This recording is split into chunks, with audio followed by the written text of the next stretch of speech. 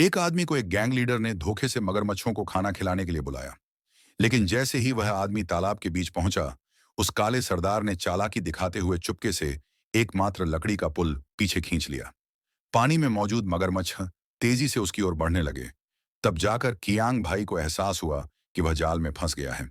मगरमच्छों को कुछ देर रोकने के लिए उसने जल्दी से जमीन पर पड़ी मुर्गे की कुछ बोटियां उठाईं और उनकी तरफ फेंक दी। लेकिन इतनी थोड़ी सी चीज उन मगरमच्छों के लिए कुछ भी नहीं थी। जल्द ही वे फिर उसकी ओर बढ़ने लगे। तभी कियांग ने चारों ओर नजर दौड़ाई और पास में एक छोटी नाव देखी।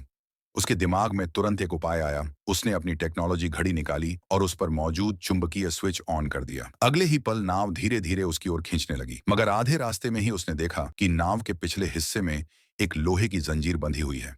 यह देखकर वह निराश हो गया और उसी समय मगरमच्छ और नजदीक आ गए। समय कम था, इसलिए उसने आखिरी बची हुई मुर्गी की बोटी मगरमच्छों की ओर फेंक दी ताकि वे थोड़ी देर के लिए रुक जाएं। पर उस मांस की गंध ने और ज्यादा मगरमच्छों को आकर्षित कर लिया। जब कियांग को लगा कि अब तो वह पूरी तरह खत्म हो गया, तभी उसने देखा कि मगरमच्छ एक सीधी कतार में खड़े हैं। उसने एक पल भी सोचे बिना उन मगरमच्छों की पीठ पर पैर रखकर भागना शुरू कर दिया और किसी तरह बाहर निकल गया। बचने के बाद वह वहां से जाना चाहता था, लेकिन फिर उसे याद आया कि उस काले सरदार ने उसके साथ क्या धोखा किया था। उसने भी बदला लेने का फैसला किया। पहले तो उसने बहुत सारा मुर्गा पानी में फेंका, जिससे सारे मगरमच्छ तालाब की तरफ आ गए। फिर उसने किनारे की बाड़ खोल दी।